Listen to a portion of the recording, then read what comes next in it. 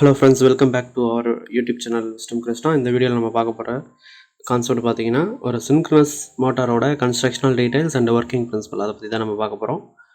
So already நம்ம synchronous மோட்டாரோட constructional and working principle வந்து நம்ம டிஸ்கஸ் பண்ணியிருக்கோம் ப்ரீவியஸ் வீடியோஸில். அந்த வீடியோ கீழே டிஸ்கிரிப்ஷனில் கொடுக்குறேன், அதை மறக்காமல் பாருங்கள். பார்த்துட்டு இது பார்த்தீங்க அப்படின்னா இன்னும் சூப்பராக உங்களுக்கு புரியும். ஸோ வீடியோ பார்க்கறதுக்கு முன்னாடி நம்ம சேனலை இதுவரை நீங்கள் சப்ஸ்கிரைப் பண்ணல அப்படின்னா கீழே ரெட் கலரில் இருக்கிற சப்ஸ்கிரைப் பட்டனை கிளிக் பண்ணிக்கோங்க. அதை கிளிக் பண்ணிவிட்டு பக்கத்தில் பெல் சிம்பிள் காட்டும், அந்த பெல் சிம்பிளை கிளிக் பண்ணி ஃபஸ்ட் ஆப்ஷன் ஆல் அப்படின்ட்டு இருக்கும், அதை கிளிக் பண்ணிக்கோங்க. நம்ம சேனலில் போடுற அடுத்தடுத்த வீடியோஸ் வந்து உங்களுக்கு நோட்டிஃபை ஆகும். வாங்க வீடியோக்குள்ளே போகலாம்.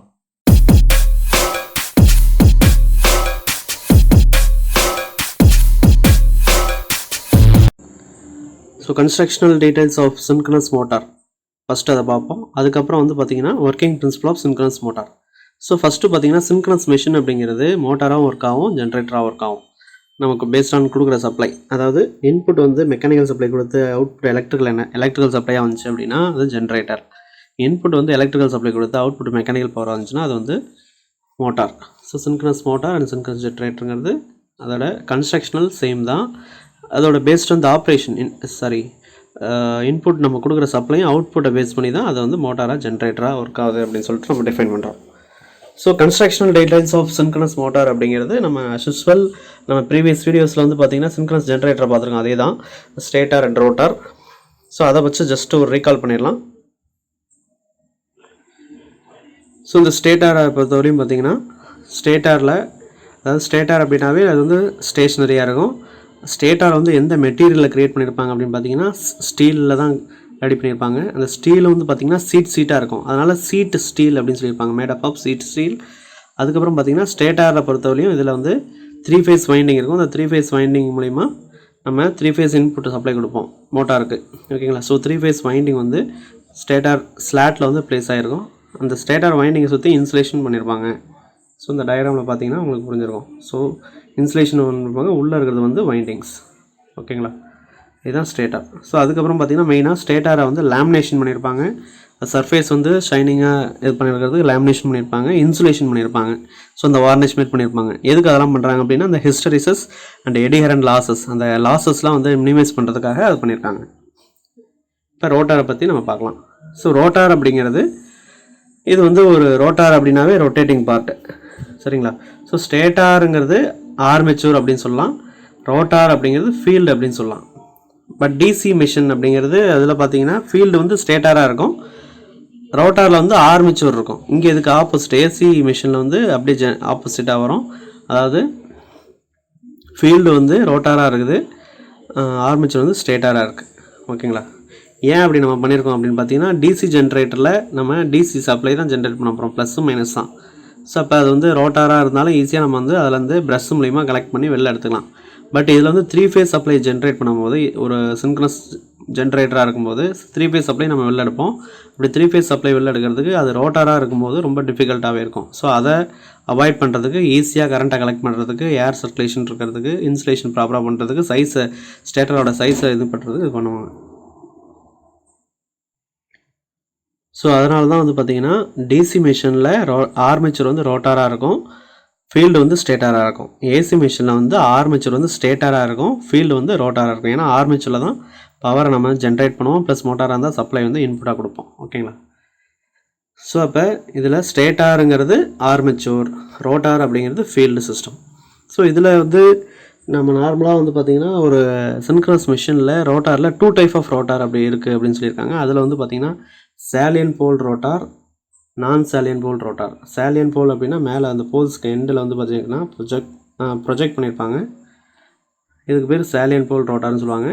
நான் சாலியன்ட் அப்படின்னா அது ப்ரொஜெக்ட் பண்ணியிருக்க மாட்டாங்க, இது சிலிண்ட்ரிக்கல் ஷேப்பில் இருக்கும். ஸோ சாலியன் போல்ட், ப்ரொஜெக்டட் போல்னு சொல்லலாம், இல்லை நான் சிலிண்ட்ரிக்கல் ஷேப் டைப் ரோட்டார் அப்படின்னு கூட சொல்லலாம். பட் இந்த சைடு வந்து பார்த்திங்கன்னா non salient pole or non projected poles are cylindrical shape type rotor அப்படின்னு சொல்லலாம். ஸோ இந்த 2 ரோட்டாருக்கும் என்ன டிஃப்ரென்ஸ் அப்படின்னு பார்த்தீங்கன்னா, இந்த 2 ரோட்டார்லேயும் பார்த்தீங்கன்னா ஸ்லிப்ரிங், 2 ஸ்லிப்ரிங் யூஸ் பண்ணியிருப்பாங்க.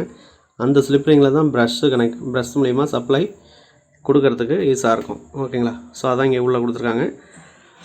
அதுக்கப்புறம் ஃபீல்டு வைண்டிங் வந்து அதில் சுற்றிருப்பாங்க. ஸோ இந்த ஃபீல்டு வைண்டிங் டிசி சப்ளை கொடுக்கணும். ஸோ இந்த ரெண்டு ரோட்டாரோட டிஃப்ரென்ஸ் பார்த்தீங்கன்னா இந்த ரோட்டாரில் ஸ்டேட்டார் இங்கே இருக்குது அப்படின்னா அந்த ரோட்டாரில் வந்து பார்த்திங்கன்னா ஏர் கேப் இந்த இடத்துல ஒரு ஏர் கேப் கம்மியாக இருக்குது, இந்த இடத்துல அதிகமாக இருக்குது. ஸோ அப்போ ஏர் கேப் வந்து யூனிஃபார்மாக இருக்காது ஸ்டேட்டாருக்கும் ரோட்டாருக்கும்.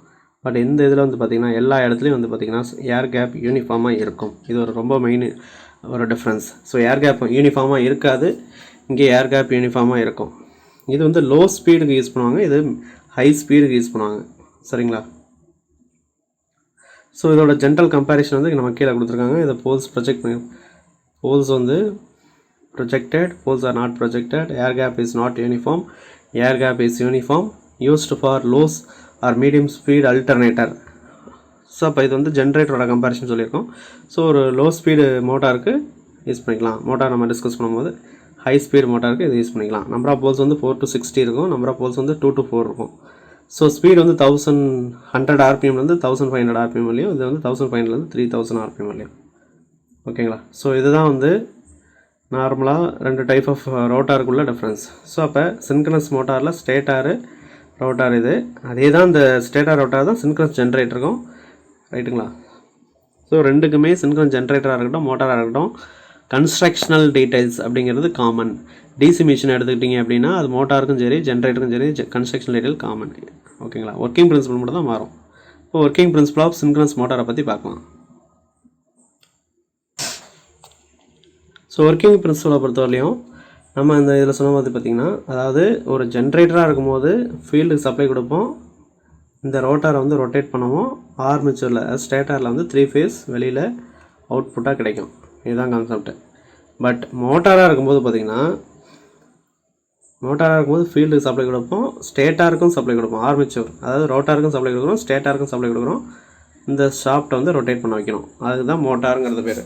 ஸோ சின்க்ரனஸ் ஜென்ரேட்டருக்கும் மோட்டாருக்கும் என்ன டிஃப்ரென்ஸ்னு பார்த்தீங்கன்னா, சின்க்ரனஸ் ஜென்ரேட்டரில் மெக்கானிக்கல் பவர் இன்புட்டாக கொடுப்பாங்க, ரோட்டாருக்கு ஒரு டிசி சப்ளை கொடுப்பாங்க, அவ்வளோதான். அப்படி கொடுக்கும்போது ஸ்டேட்டாரில் 3 ஃபேஸ் ஜென்ரேட் ஆகும். பட் சின்க்ரனஸ் மோட்டாரில் பொறுத்தவரையும் ஷாஃப்ட் வந்து அதாவது ரோட்டார் வந்து ரொட்டேட் பண்ண மாட்டாங்க, பட் ஆனால் டிசி சப்ளை கொடுப்பாங்க. ஸ்டேட்டாருக்கு 3 ஃபேஸ் ஏசி சப்ளை கொடுப்பாங்க. அப்போ ரெண்டுக்கும் உள்ள இன்ட்ராக்ஷனால் அதாவது மேக்னெட்டிக் லாக்கிங்கால் ரோட்டார் வந்து கண்டினியூஸாக சின்க்ரனஸ் ஸ்பீடில் சுற்றும் அப்படிங்கிறாங்க. ஸோ நார்மலாக ஒரு சின்க்ரனஸ் ஸ்பீடு வந்து செல்ஃப் ஸ்டார்டிங் கிடையாது. அதாவது சப்ளை கொடுத்து ரோட்டாருக்கும் சப்ளை கொடுக்குறோம், ஸ்டேட்டாருக்கும் சப்ளை கொடுக்குறோம். ஸ்டேட்டாருங்கிறது ஆர்மேச்சர், ரோட்டாருங்கிறது ஃபீல்டு, ரெண்டுக்கும் சப்ளை கொடுக்கும்போது ஆட்டோமேட்டிக்காக மோட்டார் சுற்றாது. இதனால் இதுக்கு பேர் வந்து பார்த்திங்கன்னா நாட் செல்ஃப் ஸ்டார்டிங் மோட்டார் அப்படின்னு சொல்கிறாங்க. ஏன் அப்படின்னு பார்க்குறதா இப்போ நம்ம டிஸ்கஸ் பண்ணுவோம். ஸோ ஆக்சுவலாக வந்து பார்த்திங்கன்னா ரோட்டாருக்கு வந்து நம்ம டிசி சப்ளை கொடுக்குறோம். டிசி சப்ளை கொடுத்தோன்னா வெறும் ஃப்ளக்ஸ் மட்டும் தான் ப்ரொடியூஸ் ஆகும். பட் ஸ்டேட்டாருக்கு வந்து பார்த்திங்கன்னா 3 ஃபேஸ் ஏசி சப்ளை கொடுக்குறோம். இப்போ ஸ்டேட்டாரில் வந்து 3 ஃப்ளக்ஸு சுற்றிக்கிட்டே இருப்பார். பட் ரோட்டார் வந்து ஃப்ளக்ஸ் மேக்னெட்டாக மாறும், பட் வந்து ஒரே அதாவது கான்ஸ்டன்ட் ஃப்ளக்ஸ்னால இது மூவ் ஆகாது. ஓகேங்களா? ஸோ அப்போ என்ன ஆகுது அப்படின்னா, ஸ்டேட்டரோட ஃப்ளக்ஸ் 1500 RPM சுற்றிக்கிட்டே இருப்பார். ரோட்டாரோட ஃப்ளக்ஸ் வந்து ஸ்டேட்டரோட ஃப்ளக்ஸோட லாக் ஆகாமல் ரொம்ப கஷ்டப்பட்டு அப்படியே நிற்கும். ஸோ அப்போ வந்து ரோட்டாரை வந்து ஆட்டோமேட்டிக்காக சுற்றாது. அப்போ என்ன பண்ணணும் அப்படின்னா, சின்க்ரனஸ் மோட்டாரை பொறுத்தவரையிலையும் இது எப்படி ஒர்க் ஆகுது அப்படின்னு பார்த்தீங்கன்னா, magnetic locking principle. Magnetic locking principle அப்படின்னா என்ன அப்படின்னா, என் போல் நார்த் போல் இருக்குது, இது வந்து ஸ்டேட்டார், இது வந்து ஸ்டேட்டாரு, இது வந்து ரோட்டார். ரெண்டோட ஃப்ளக்ஸ் லைன்ஸ் மூலிமா ரெண்டும் வந்து மேக்னெட்டிக்காக லாக் ஆகிக்கும். ஸ்டேட்டார் மேக்னெட் 1, ஸ்டேட்டார் இது ரோட்டார் வந்து மேக்னெட் 2 அப்படின்னு வச்சுக்கிறோம். ரெண்டும் ஃப்ளக்ஸ் லைன்ஸ் மூலிமா ஒட்டிக்குது. அதாவது ரெண்டுக்கு நடுவில் கேப் இருக்கும், பட் ஆனால் அது மேக்னெட்டிக் ஃபோர்ஸ் வழியாக அட்ராக்ட் ஆகிக்கும். இதுக்கு பேர் தான் மேக்னெட்டிக் லாக்கிங் அப்படின்னு சொல்கிறான். அப்போ சின்க்ரனஸ் மோட்டார் வந்து மேக்னெட்டிக் லாக்கிங் பிரின்சிபலில் ஒர்க் ஆகும். ஒரு சில கொஷினில் வந்து கேட்பாங்க, why synchronous motor is always running at a constant speed அப்படின்னு கேட்பாங்க. Because the synchronous motor will run at constant speed due to magnetic locking between stator and rotor அப்படின்னு நம்ம சொல்லலாம். ஸோ ஸ்டேட்டாருக்கும் ரோட்டாருக்கும் அந்த மேக்னெட்டிக் லாக்கிங் இருக்கிற மூலிமா நம்ம சின்க்ரனஸ் மோட்டார் வந்து கான்ஸ்டன்ட் ஸ்பீடில் சுற்றுது அப்படின்னு சொல்லிடலாம். சரிங்களா? ஸோ அப்போ மேக்னெட்டிக் லாக்கிங் மூலிமா தான் இது ஒர்க் ஆகுது. சரிங்களா? ஸோ அப்போ இந்த மேக்னெட்டிக் லாக்கிங் வந்து ஸ்டார்டிங்கில் கிடைக்காது. நார்மலாக இப்போ நம்ம டிசி சப்ளை கொடுக்குறோம், ஸ்டேட்டாருக்கு 3 ஃபேஸ் ஏசி சப்ளை கொடுக்கும்போது ரெண்டு இதுவும் பார்த்திங்கன்னா இந்த டயக்ராம் பார்க்கும்போது உங்களுக்கு புரியும். So why synchronous motor is not self starting explain அப்படின்னு கூட கொஸ்டின் கேட்கலாம். ஸோ இதில் வந்து பார்த்திங்கன்னா N1 அப்படிங்கிறது N1 S1 அப்படிங்கிறது ஸ்டேட்டாரோட மேக்னெட்டிக் ஃபோர்ஸ் அப்படின்னு எடுத்துக்கிறாங்க. அது rotating magnetic field flux lines அப்படின்னு சொல்லலாம். இந்த N1 S1ங்கிறது ஒரு 1500 டைம்ஸ் வந்து ஒரு நிமிஷத்துக்கு மாறிட்டே இருக்கும்.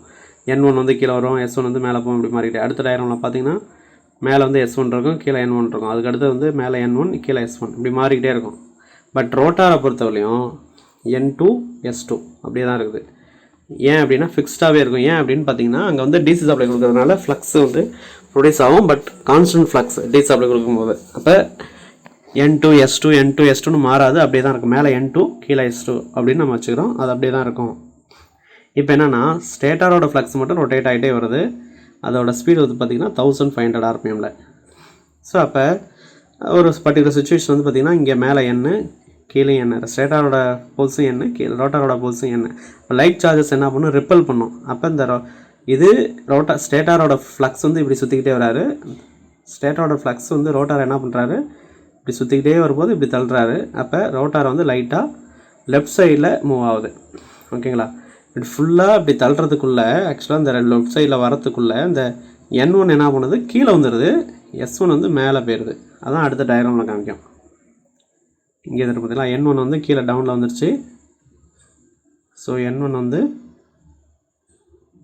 கீழே டவுனில் வந்துட்டார், S1 வந்து மேலே போயிட்டார். ஸோ இப்படி இருக்கும்போது இப்போ மேலே வந்து பார்த்திங்கன்னா அன்லைக் போல்சஸ் SN இருக்குது. அப்போ SNன்னா அட்ராக்ஷன் ஆகும், லைட் சார்ஜஸ் ரிப்பல் பண்ணும். அன்லைக் போல்சஸ் வந்து அட்ராக்ட் பண்ணும். அப்போ அட்ராக்ட் பண்ணும்போது என்ன பண்ணுது, இந்த ஸ்டேட்டார் இப்படி சுற்றிக்கிட்டே வராரு ஃபாஸ்ட்டாக. இந்த ரோட்டாரை வந்து சுற்றிக்கிட்டே வரும்போது இது அட்ராக்ட் பண்ண போகுது, ரெண்டும் ஒட்டிக்க போகுது. மேக்னெட்டிக் லாக்காக ட்ரை பண்ணும். பட் என்ன பண்ணால் ரெண்டும் ஃபுல்லாக போய்ட்டு ஒட்டுறதுக்குள்ளே டக்குன்னு S1 வந்து கீழே வந்துடும், N1 வந்து மேலே வந்துடும். அடுத்த கேஸ் திரும்ப எகெயின் NN லைக் போல்சஸாக இருக்குது, திரும்ப ரிப்பல் பண்ணும். அடுத்த கேஸ் அன்லைக் போல்ஸாக இருக்கும், அட்ராக்ட் பண்ணும். பட் ஆனால் ஃபுல்லாகவே அட்ராக்ட் பண்ண முடியாது, அதுக்குள்ளே மாறிடும். ஸோ இப்படி மாறி பார்த்திங்கன்னா ரோட்டாரை வந்து ரொட்டேட் ஆகாமல் இப்படி ரோட்டார் சுற்ற முடியாமல் லெஃப்ட் ரைட் இப்படின்னு வந்து லாஸ்ட்டாக ஸ்டாண்டர்டாக அப்படி நிற்கும். ரோட்டார் வந்து சுற்றாது. இதனால தான் சின்க்ரனஸ் மோட்டர் வந்து செல்ஃப் ஸ்டார்ட்டு கிடையாது அப்படின்னு சொல்லியிருக்காங்க. So the rotor is subjected to different torques which tends to move at first in one direction and then in opposite direction.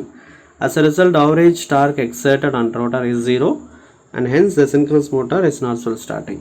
So அப்போ வந்து பார்த்திங்கன்னா ரோட்டார் வந்து ரெண்டு டார்க் டெவலப் ஆகுது. ஒன்று வந்து லெஃப்ட் சைடுக்கும், இன்னொன்று வந்து ரைட் டைரக்ஷன்லையும். இப்போ கண்டினியூஸாக அப்படி போகும்போது ஃபைனலாக நெட் டார்க் வந்து பார்த்திங்கன்னா 0, ரோட்டார் வந்து ரொட்டேட் ஆகுது. இதுக்கு தான் சின்க்ரனஸ் மோட்டர் வந்து செல்ஃப் ஸ்டார்ட்டு கிடையாது அப்படின்னு சொல்லியிருக்காங்க. ஓகேங்களா? ஸோ அப்போ ஒர்க்கிங் பிரின்சிபல் ஆஃப் சின்க்ரனஸ் மோட்டாரை பொறுத்தவரையும் மோட்டாரை சுற்ற வைக்கணும். பட் ஆனால் செல்ஃப் ஸ்டார்ட்டு கிடையாது அப்படின்னு நம்ம டிஃபைன் பண்ணியிருக்கோம். சரியா? ஸோ அப்போ ஒர்க்கிங் பிரின்சிபலை பொறுத்தவரையும் ரோட்டார் நம்ம சப்ளை கொடுக்குறோம், ஸ்டேட்டாருக்கும் சப்ளை கொடுக்குறோம். ரெண்டும் மேக்னெட்டிக்காக லாக் ஆகணும் ஃப்ளக்ஸ் லைன் மூலிமா.